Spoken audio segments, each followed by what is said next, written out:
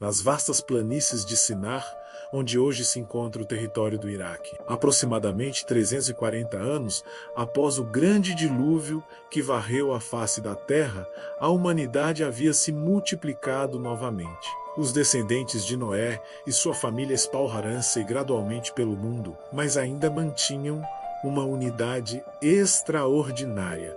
Todos falavam uma única língua, compreendiam-se perfeitamente e compartilhavam os mesmos sonhos e ambições. Era uma época de prosperidade crescente, onde as técnicas de construção avançavam rapidamente e o conhecimento se acumulava de geração em geração. As famílias cresciam, as tribos se formavam e pela primeira vez desde o dilúvio, o mundo parecia estar encontrando seu ritmo novamente. A sociedade daquele tempo era marcada por uma unidade sem precedentes. Imagine uma civilização onde não existiam barreiras linguísticas, onde cada palavra pronunciada era compreendida por todos, onde as ideias fluíam livremente entre os povos sem a necessidade de tradutores ou intermediários. Era uma época de grandes inovações tecnológicas para os padrões da antiguidade. Os descendentes de Noé haviam aprendido a trabalhar com tijolos queimados e betume, materiais que permitiam construções mais duráveis e imponentes do que as simples estruturas de pedra e madeira que seus antepassados conheciam. O betume, em particular, era abundante naquela região, brotando naturalmente do solo como um presente da própria terra, permitindo que as construções fossem não apenas altas, mas também resistentes às intempéries e ao tempo. Neste contexto de progresso e unidade, surgiu uma ideia que capturou a imaginação de toda a humanidade. Os líderes e construtores da época, olhando para o horizonte infinito das planícies de Sinar, conceberam um projeto grandioso que ecoaria através dos séculos.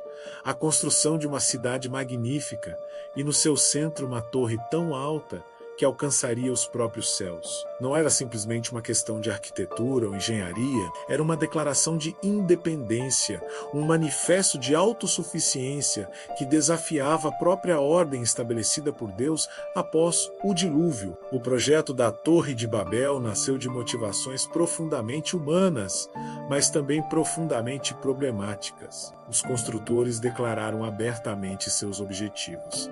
Queriam fazer um nome para si mesmos, estabelecer uma reputação que transcendesse o tempo e as gerações futuras. Mais do que isso, eles temiam ser espalhados pela face da terra, como Deus havia ordenado após o dilúvio. A ordem divina era clara: multiplique vós e enchei a terra, espalhando-se por todos os continentes e estabelecendo a vida humana em todos os cantos habitáveis do planeta. Mas a humanidade, em sua união, decidiu resistir a esta ordem. Eles queriam permanecer juntos, concentrados em um único local, construindo uma civilização centralizada que pudesse competir com o próprio poder divino. A torre começou a ser erguida com entusiasmo extraordinário. Dia após dia, milhares de trabalhadores carregavam tijolos recém-queimados, aplicavam betume com perícia crescente e viam a estrutura subir em direção às nuvens. Cada andar completado era uma vitória sobre as limitações humanas. Cada metro de altura conquistado representava um passo a mais na direção de seus sonhos grandiosos. A sociedade inteira se mobilizou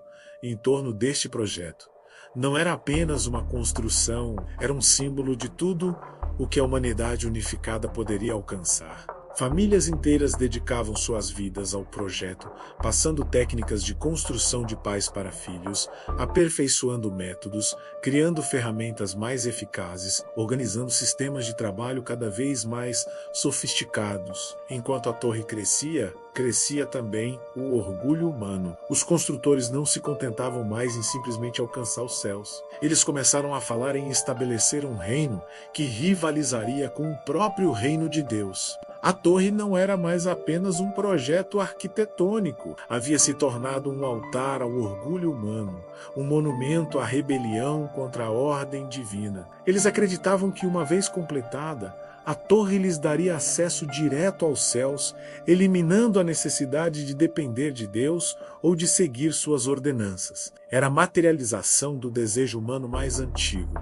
tornar-se como Deus, independente e autossuficiente. Mas os céus observavam, e o Criador não permaneceu indiferente a esta demonstração de orgulho e rebelião. Descendo para examinar a cidade e a torre que os filhos dos homens construíam, Deus reconheceu o perigo que esta unificação representava. Com uma única língua e propósito unificado, a humanidade havia demonstrado que nada seria impossível para ela, incluindo projetos que desafiariam diretamente a autoridade divina. A decisão divina foi swift e transformadora. Confundia a linguagem humana, criando múltiplas línguas que tornariam a comunicação impossível entre os diferentes grupos. A intervenção divina foi simultaneamente súbita e devastadora. Em um único dia, talvez em um único momento, a unidade linguística que havia caracterizado a humanidade desde Adão foi quebrada para sempre. Famílias que trabalhavam lado a lado descobriram que não conseguiam mais se entender. Grupos de trabalhadores que haviam colaborado perfeitamente por anos de repente, se encontraram falando idiomas completamente diferentes, incapazes de coordenar até mesmo as tarefas mais simples. O projeto da torre, que dependia de comunicação precisa e coordenação complexa, entrou em colapso imediato. O caos que se seguiu foi indescritível. Trabalhadores abandonaram suas ferramentas no meio de tarefas inacabadas. Famílias se separaram, seguindo grupos que falavam línguas similares às suas, e a própria sociedade que havia se unido em torno do projeto comum se fragmentou em dezenas, talvez centenas de grupos distintos. A grande cidade de Babel, que deveria ter sido o centro da civilização humana, tornou-se um símbolo de confusão e divisão. O próprio nome Babel passou a significar confusão, marcando para sempre o local onde a unidade humana foi quebrada pela intervenção divina. A dispersão que se seguiu foi exatamente o que os construtores originais haviam tentado evitar. Os diferentes grupos linguísticos incapazes de se comunicar entre si, naturalmente começaram a migrar para regiões diferentes, espalhando-se pela terra conforme a ordem divina original havia determinado. Alguns grupos seguiram os grandes rios estabelecendo-se ao longo do Tigre e Eufrates. Outros migraram para o oeste, em direção às terras que mais tarde se tornariam o lar dos povos mediterrâneos. Grupos aventureiros seguiram para norte e leste,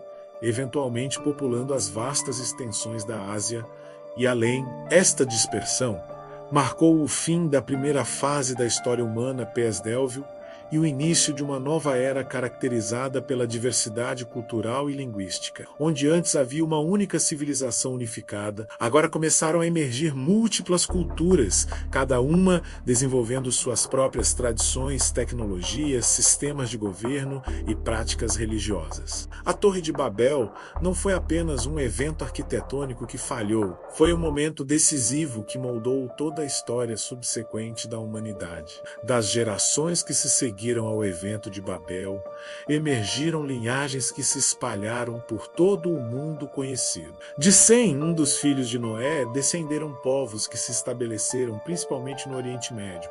2 anos após o dilúvio, quando Sem tinha 100 anos, gerou Arfaxade. Arfaxade viveu 35 anos e gerou Salá. Salá viveu 30 anos e gerou Éber, de quem derivam os hebreus. Éber viveu 34 anos e gerou Peleg, em cujos dias a terra foi dividida, muito provavelmente, uma referência à divisão linguística de Babel. Peleg viveu 30 anos e gerou Reu. Reu viveu 32 anos e gerou Serug. Serug viveu 30 anos e gerou Naor. Naor viveu 29 anos e gerou Terá. Terá tornou-se uma figura crucial nesta genealogia, pois foi ele quem gerou 3 filhos que marcariam profundamente a história: Abrão, Naor e Harã. A família de Terá habitava em Ur dos Caldeus, uma das cidades mais prósperas e avançadas da Mesopotâmia, localizada não muito distante do local onde outrora se erguia a Torre de Babel. Harã morreu ainda na presença de seu pai, Terá, deixando um filho chamado Ló. Abrão casou-se com Sarai, que era estéril e não lhe havia dado filhos. Naor casou-se com Milca, filha de seu irmão Harã. A história de Terá e sua família representa uma transição crucial entre o período pós-Babel e o início de uma nova fase na história da humanidade. Terá decidiu deixar Ur dos Caldeus, levando consigo Abrão, Sarai e seu neto Ló, com a intenção de ir para a terra de Canaã. Porém, quando chegaram a Harã, estabelecerão-se ali, e Terá viveu 205 anos antes de morrer naquela cidade. Este período de transição preparou o cenário para o que viria a ser um dos capítulos mais significativos de toda a história humana. Mas esta é apenas a preparação para uma história ainda mais extraordinária. Enquanto os povos dispersos de Babel desenvolviam suas próprias culturas e civilizações, perdendo gradualmente a conexão com o Deus verdadeiro e criando seus próprios sistemas religiosos e mitologias. Havia uma linhagem específica através da qual Deus continuaria a trabalhar na história humana, da descendência de Sem, através de Arfaxade, Salá, Eber, Peleg, Reu, Serug, Naor, e Terá emergiria um homem que mudaria para sempre o curso da história. Este homem, inicialmente chamado Abrão, receberia um chamado divino que estabeleceria uma aliança eterna, criaria uma nação escolhida e lançaria as fundações para a vinda do próprio Salvador da humanidade. A história da Torre de Babel, com toda a sua lição sobre orgulho e divisão, preparou o palco para uma narrativa de fé, obediência e promessas divinas, que ecoaria através de todos os séculos subsequentes da história humana. Se você ficou fascinado pela história da Torre de Babel e quer descobrir como Deus transformou um homem comum em pai de nações, não perca nosso próximo vídeo sobre Abraão. Você vai descobrir como o chamado divino mudou completamente a vida de um homem de Ur, como ele deixou tudo para trás em obediência a uma voz que prometia coisas impossíveis, e como suas decisões moldaram o destino de toda a humanidade. Prepare-se para conhecer os detalhes surpreendentes da jornada de Abraão, desde sua saída de Harã até as promessas extraordinárias que Deus lhe fez, incluindo a aliança que estabeleceria os fundamentos de 3 das maiores religiões do mundo. Você vai entender como a fé de um homem pode literalmente mudar a história e descobrir por que Abraão é chamado de pai, da fé até os dias de hoje. Clique no sino para não perder esta jornada épica de fé, sacrifício e promessas divinas que começam exatamente onde nossa história de hoje termina.